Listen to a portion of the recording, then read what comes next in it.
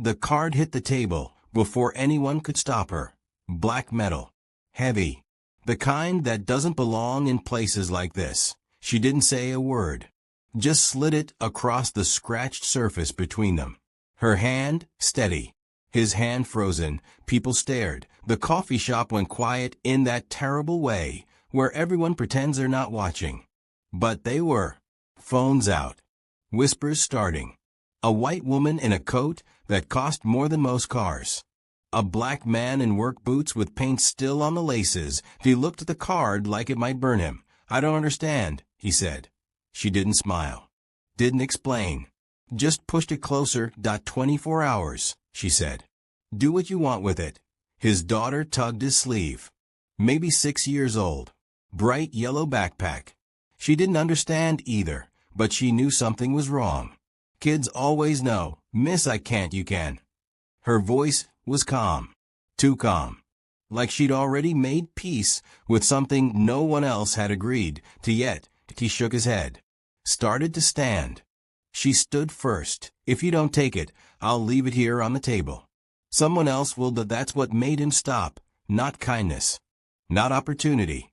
Fear that someone worse would grab it. That it would disappear into hands that didn't need it. Hands that wouldn't think twice that high. Welcome to Pop Stories channel. Thanks for watching. Kindly tell me what country you're watching from. He picked up the card. Slowly. Like it weighed more than it should. She walked out without looking back. No instructions. No rules. No cameras following him. Just the card and a clock that started ticking the second the door closed behind her. Duddy sat back down. His daughter climbed into his lap. He stared at the card for a long time. Around him, the whispers got louder. Someone laughed. Someone else said he's gonna max that thing out in an hour, but he didn't move. The first notification came 10 minutes later. Her phone buzzed in the car. She glanced at it while the driver pulled into traffic. Transaction approved. $14.73. She stared at the screen. $14. 73 cents. That's it. Not a shopping spree. Not a flat screen. Not even a decent meal. She didn't know what it meant. But something in her chest tightened anyway. She put the phone face down and looked out the window. The city blurred past. Glass towers. Crowds. Everyone moving fast, going nowhere that mattered. She'd done 100 deals today. Signed contracts worth millions before breakfast. Fired someone before lunch. Made decisions that shifted entire companies. But this felt different. She didn't know his name yet. Didn't know his story. Didn't care, or so she told herself. But that number, $14.73, it stayed in her head the whole ride home. What do you buy with $14 when you've been handed the world? She didn't know.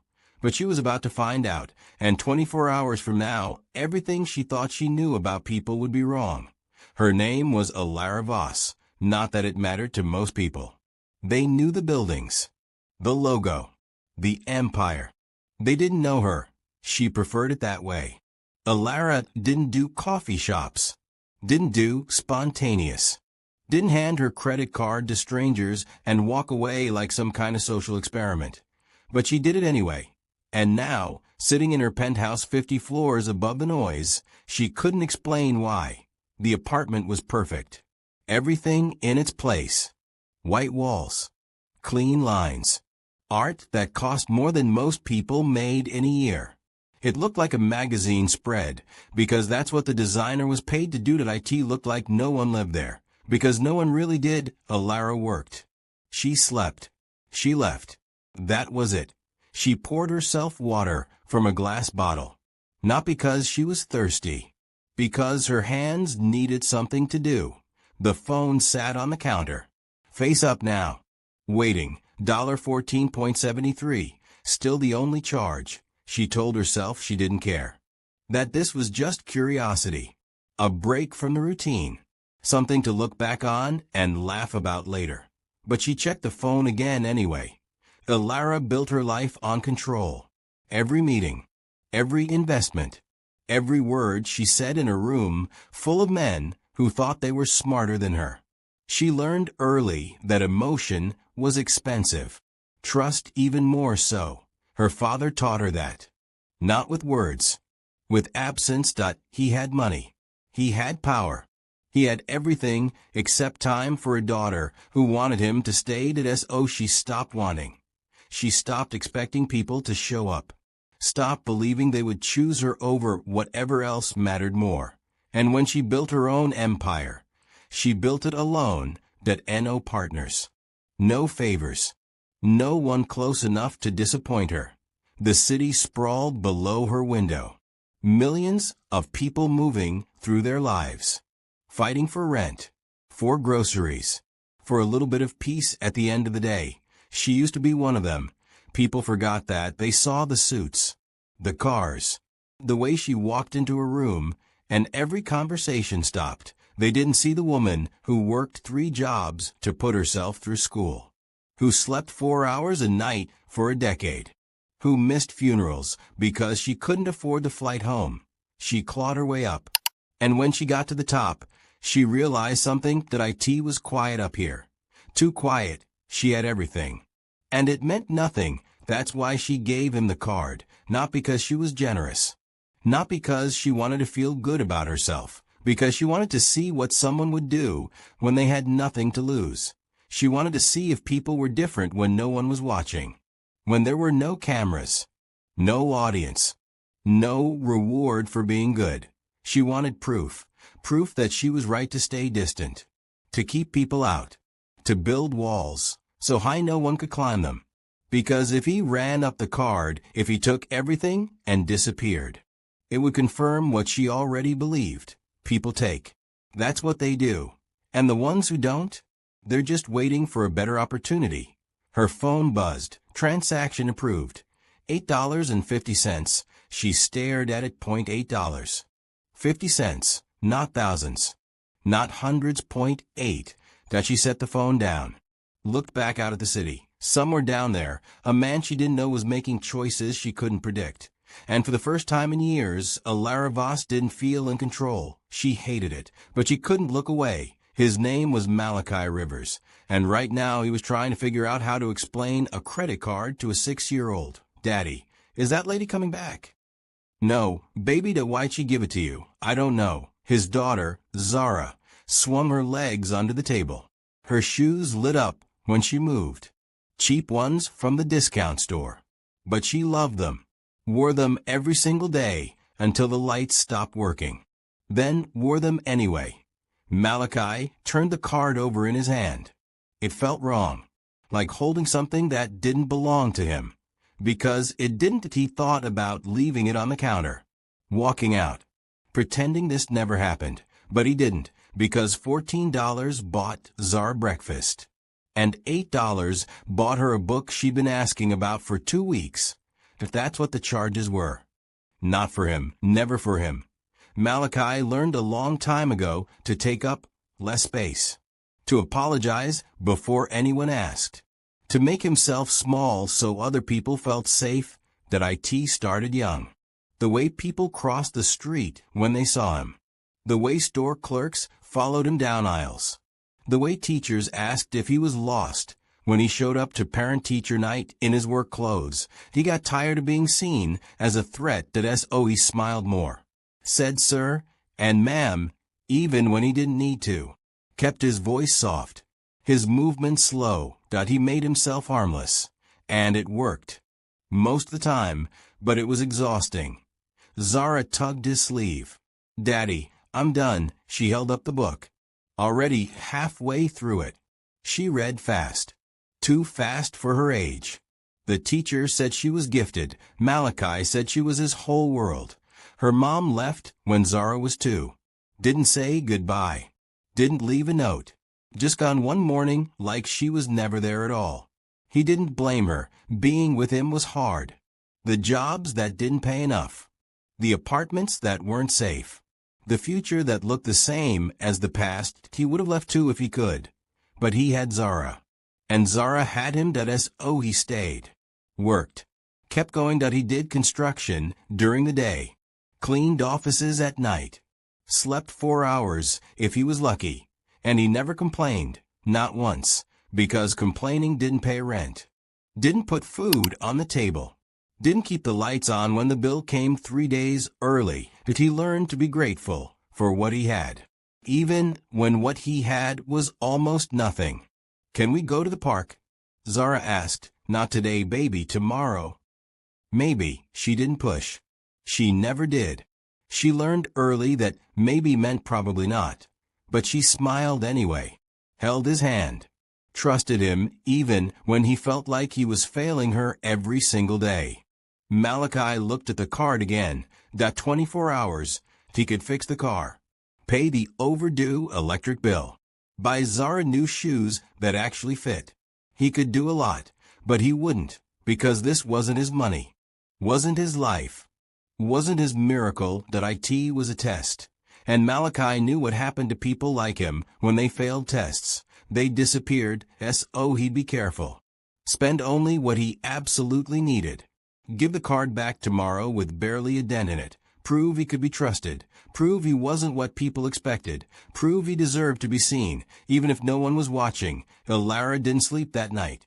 She told herself it was work. A deal in Tokyo. Emails that couldn't wait.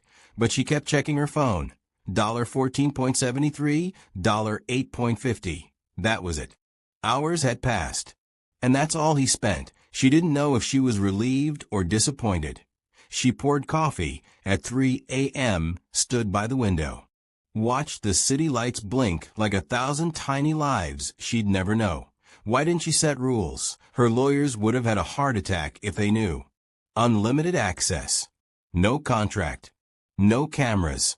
Just blind trust in a stranger. That IT was reckless. But that was the point. Rules ruin experiments. The moment you tell someone what to do, you stop seeing who they really are.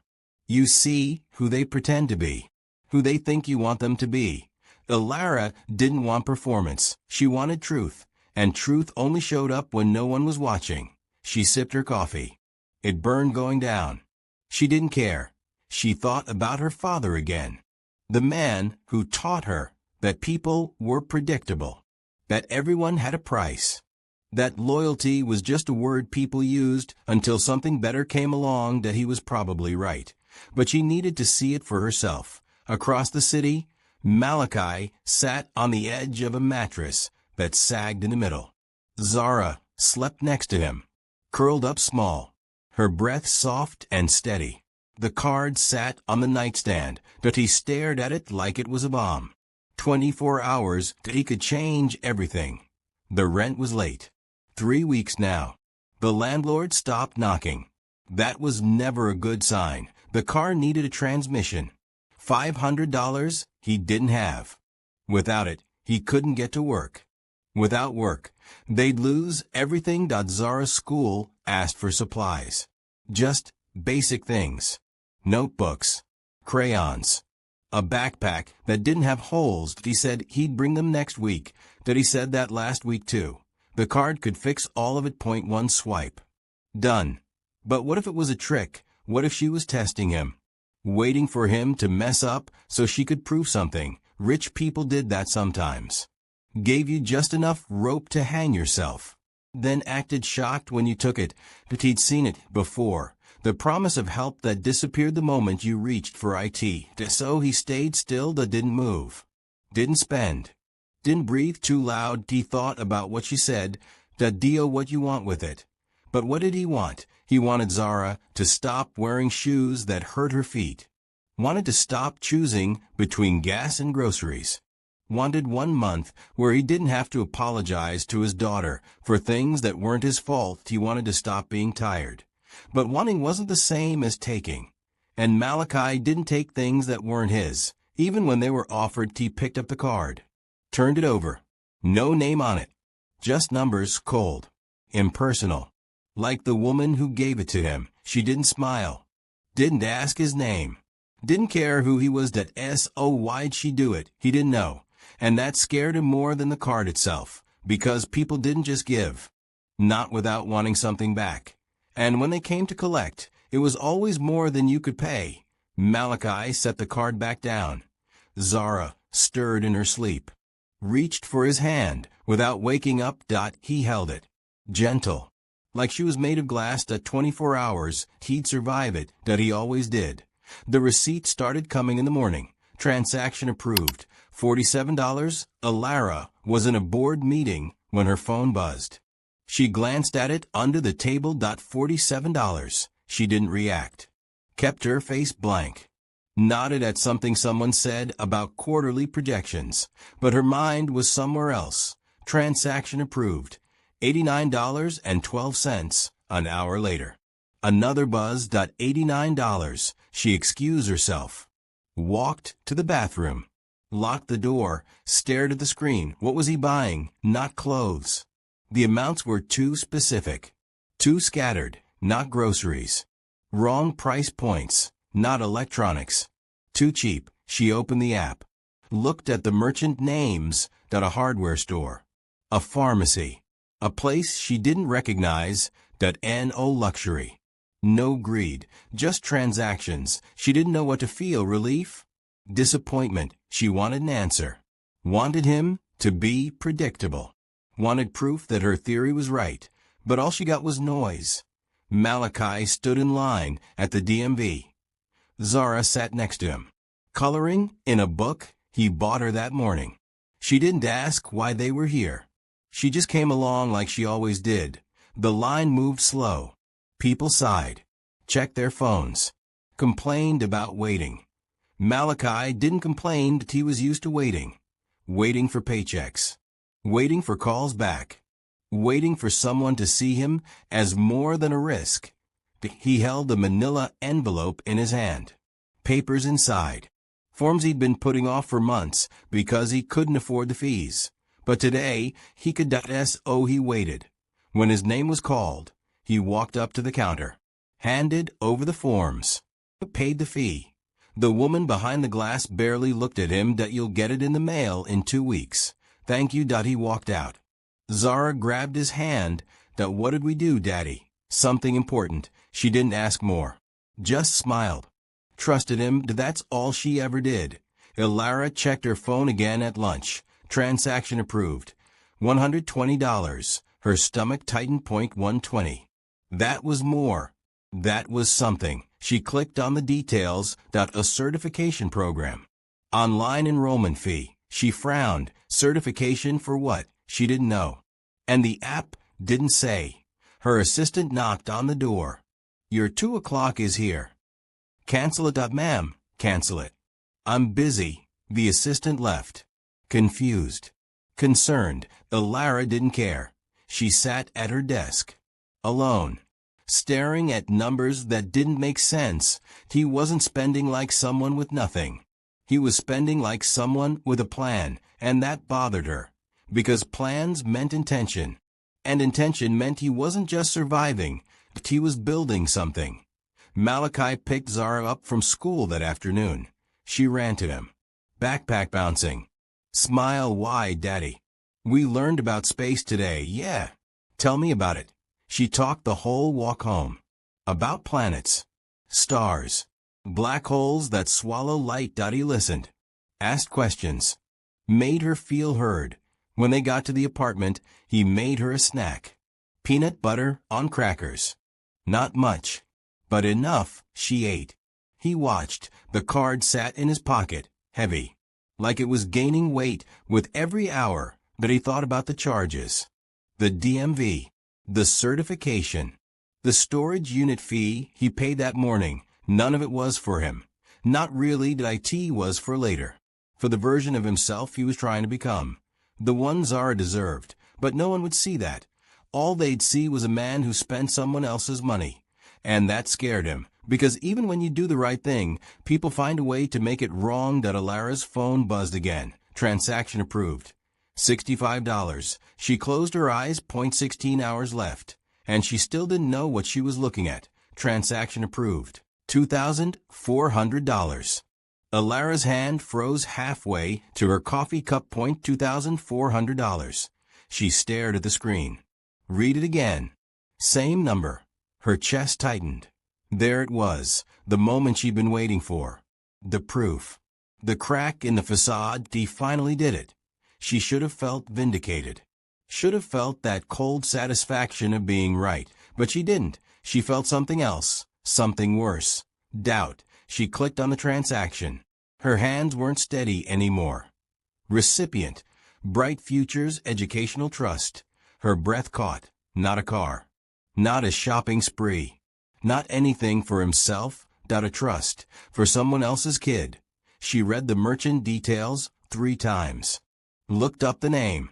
Found a small nonprofit that helped children in underserved neighborhoods pay for school supplies, tutoring, after-school programs. The kind of thing that didn't make headlines. Didn't get charity galas. Just existed quietly, helping kids no one else thought about. Daddy gave them $2,400. Ilara set her phone down. Stood up. Walked to the window. The city looked different now, colder. Malachi sat in his car outside the nonprofit's office. His hands gripped the steering wheel so tight his knuckles went white. He just gave away money he didn't have. Money that could have saved him. The rent. The car. The electric bill that was 3 days from shut off. Gone, all of it. And for what? For a kid he'd never met. A kid whose mom worked 2 jobs and still couldn't afford the school fees. A kid who reminded him too much of Zara, that he met her yesterday. At the food bank, she stood in line with her mother. Quiet. Too quiet. The kind of quiet that comes from hearing we can't afford it too many times. Her mom looked at him the way people do when they're embarrassed to be seen. Like she wanted to disappear. He knew that look, that he lived that look. And when the mom mentioned her daughter got accepted into a special program, but couldn't go because of the fees, Malachi felt something break inside him, because that could be Zara next year. That would be Zara next year. Unless someone helped us. Oh, he did what no one ever did for him. He helped. Even though it cost him everything, that he leaned his head against the steering wheel. Closed his eyes. The card was still in his wallet. Still active. Still his for a few more hours, but it felt heavier now. Like every dollar he spent was a dollar he'd have to explain. And who would believe him? Who would look at a man like him and think he gave money away instead of keeping it? No one. They'd call him stupid. Reckless. Irresponsible. And maybe they were right, but he couldn't stop. Because the moment you stop helping, you become a kind of person who could have helped but didn't. And Malachi couldn't live with that. Ilara called her assistant. Find out everything you can about Malachi Rivers. Who? Just do it. She hung up. Paced the room. $2,400. That wasn't impulse.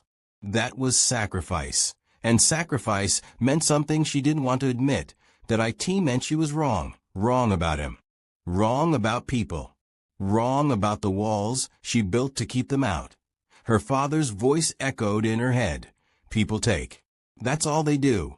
But Malachi didn't take. That he gave, even when it hurt, even when no one was watching. Ilara sat down. Stared at her phone. 8 hours left. And for the first time in years, she didn't know what would happen next. She hated that. But she couldn't look away. The report came back at midnight. Ilara sat in the dark. Just her and the glow of the laptop screen. Her assistant was thorough. Always was. Malachi Rivers. Age 34. Single father. 2 jobs.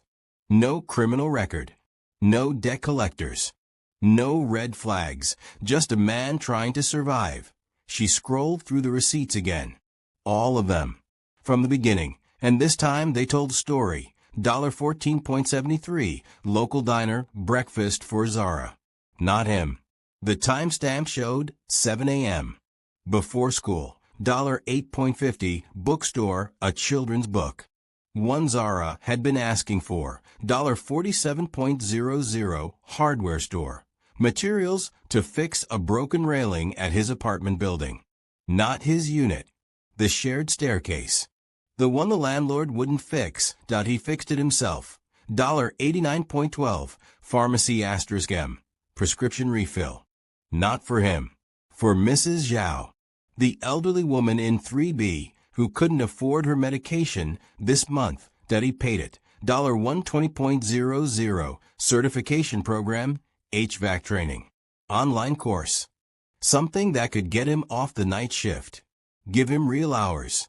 Real paid out of future. $65.00. Storage unit. 1 month's rent. For a unit that wasn't his, Ilara clicked on the address, found the facility, made a call. The manager picked up on the third ring. Yeah, Unit 212. That's under the name. Davison. Lady passed 2 months ago. Family couldn't keep paying for it. What's in it? Her stuff. Clothes. Photos. You know. A life. And someone's been paying for it. Yeah. Some guy. Said he knew her. Didn't want her things thrown out before the family could come get them. Ilara closed her eyes. He was paying to keep a dead woman's memory safe. For a family that might never come. $2 for 100.00. Bright Futures Educational Trust. She already knew this one, but now she understood IT. That IT wasn't charity. That IT was survival. Not his. Someone else's. Because Malachi knew what it felt like to be that kid. That mom, that he knew what it meant when doors closed because you couldn't pay to keep them open. He opened one, that even though it cost him everything. Ilara leaned back in her chair. Her father was wrong. People didn't just take. Some people gave. Even when they had nothing. Even when it hurt. Especially when it hurt. She thought about her life. Her empire. Her success. She had everything. And she'd never given the way Malachi did. Not once. Her donations went to galas. To tax breaks. To buildings with her name on them. Not to strangers in line at the food bank. Not to dead women's storage units. Not to the kind of pain that didn't come with press releases. She felt something crack inside her chest. Not anger. Not disappointment. Shame. Malachi checked the time. 2:47 a.m. Zura was asleep. He should be too. But he couldn't stop thinking about the card. 4 hours left. He spent more than he planned. Way more. The rent was still late. The car still broken. The electric bill still unpaid. That he didn't fix his own life. That he fixed everyone else's. And tomorrow, when the card stopped working, he'd be right back where he started. Worse, maybe. Because now he'd remember what it felt like to help. To choose someone else over himself. And that memory would hurt more than hunger ever did. He looked at Zara. Her small chest rising and falling. Her hand curled around her stuffed rabbit. She trusted him. Even when he failed her. Even when he couldn't give her what she needed. She loved him anyway. He didn't deserve her.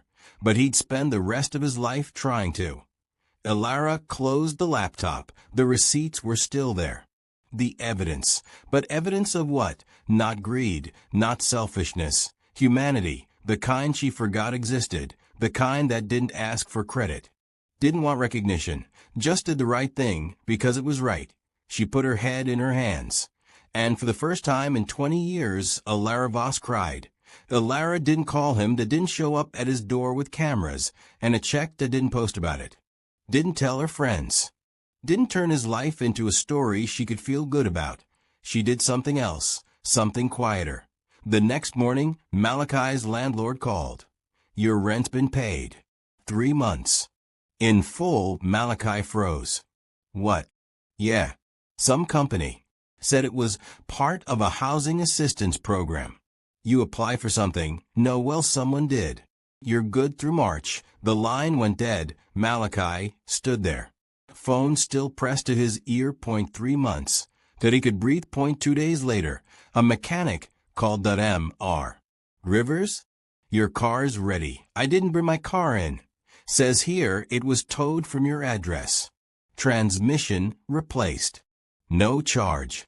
Covered under some workforce transportation initiative. Malachi's throat tightened. Who paid for it? Doesn't say. Just says it's covered. That he picked up the car that afternoon. Ran his hand over the hood. That IT started on the first. Tried. He sat in the driver's seat and didn't move for 10 minutes. Just listened to the engine run. Smooth. Steady. Alive. Ilara sat in her office. No press release. No photo op. No medal for being a decent human. Just a few phone calls. A few checks. A few systems put in place. She didn't want his gratitude. She wanted his stability. Because gratitude faded. But systems lasted. Her assistant knocked. The scholarship fund is set up. Good. Make sure it's anonymous. No names. No logos, are you sure? This could be great for, I'm sure. The assistant left. Ilara looked out the window. The city stretched below her. Still loud. Still chaotic, but different now. Because she was different. A week later, Zara came home with a letter. Daddy, look. Malachi opened it. Read it twice. Congratulations. Your daughter has been awarded a full scholarship to the Bright Futures Academy after-school program. His hand shook. Full scholarship. Books. Supplies. Everything. Zara jumped up and down. Does this mean I can go? He couldn't speak. Just nodded. She hugged him so tight he thought his ribs might crack. He didn't care. He held her. Closed his eyes. For the first time in years, the future didn't look like a fight. That IT looked like a chance. Ilara didn't meet him. That didn't need to. She got a report from her assistant a month later. Malachi finished his HVAC certification. Got a new job. Better pay. Real hours. Zara was thriving in the program. Top of her class. The storage unit was claimed by the family. They sent a thank you card to the facility. Never knew who paid for it. That Mrs.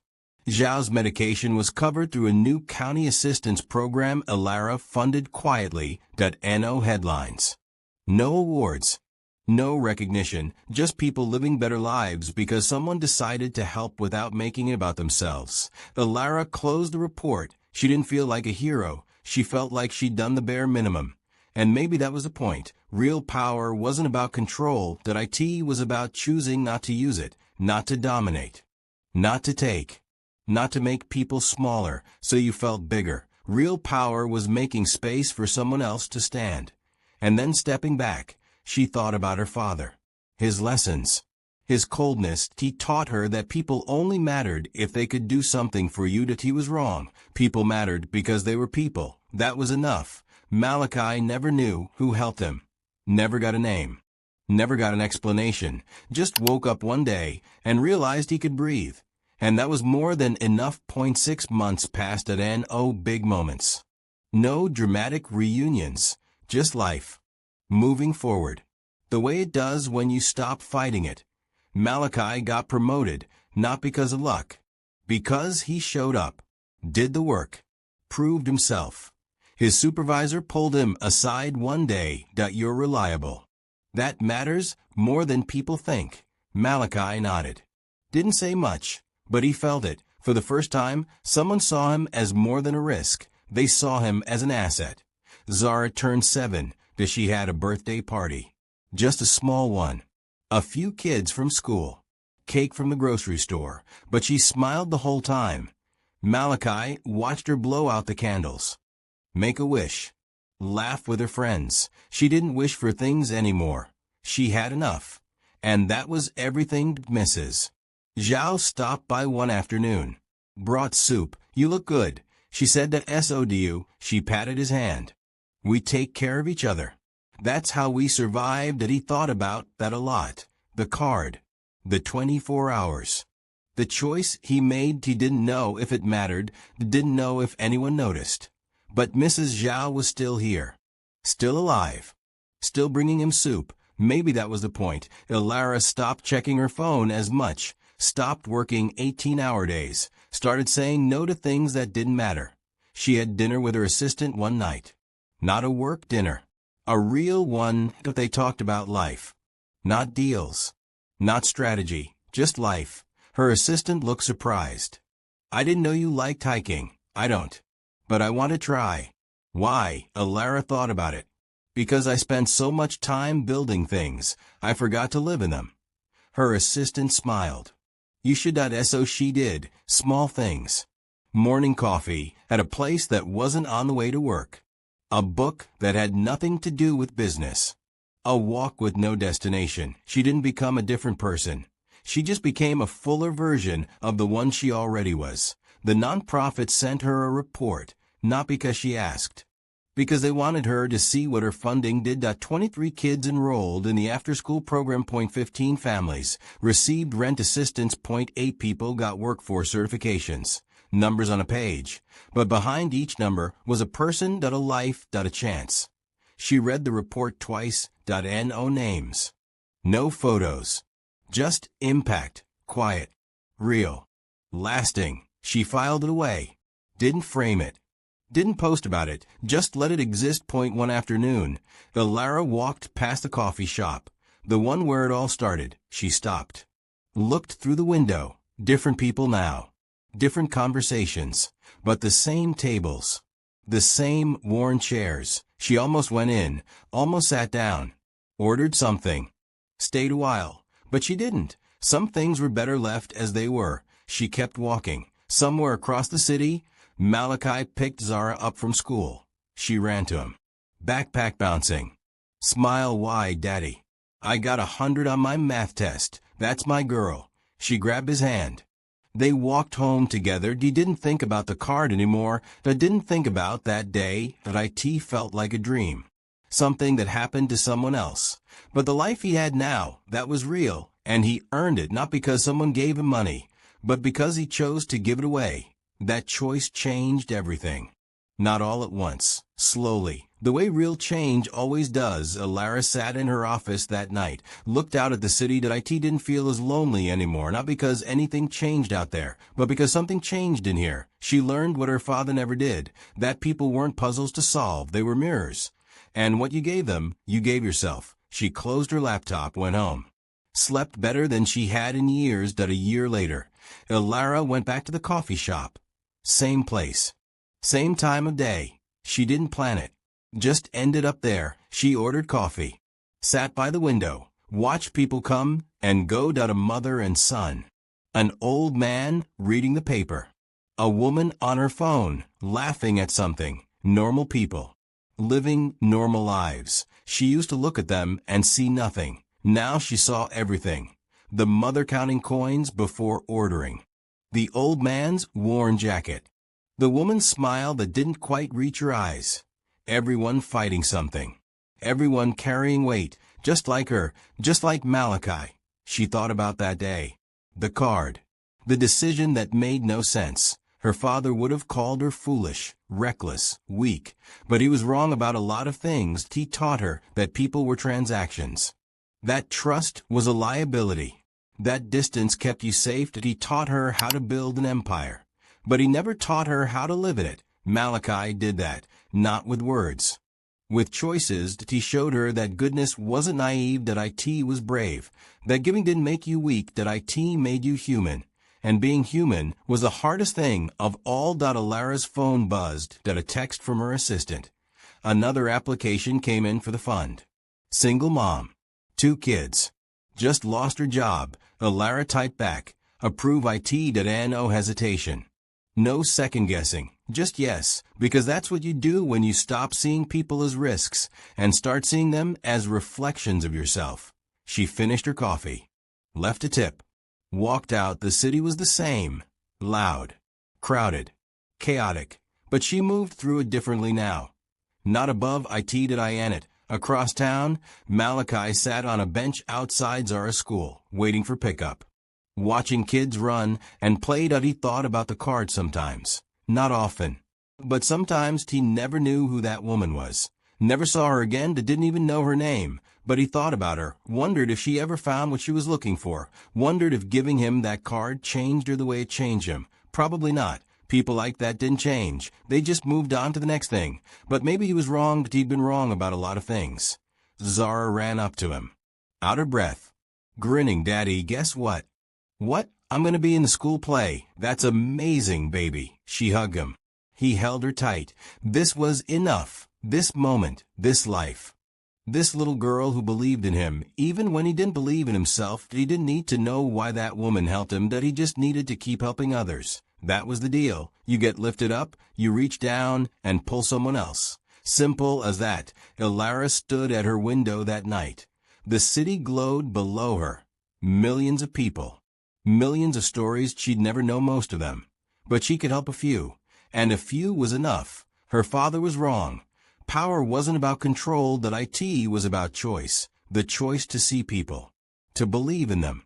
To give without needing anything back. That was real power. And it didn't make her weak. That it made her free. She closed her eyes, thought about a man she'd never see again, that a man who gave away money he didn't have because it was the right thing to do. He taught her more in 24 hours than she learned in 20 years. She whispered to the empty room, "Thank you." The city didn't answer, and IT never did. But somewhere out there, someone heard her anyway. And that was enough. If this story touched you, drop a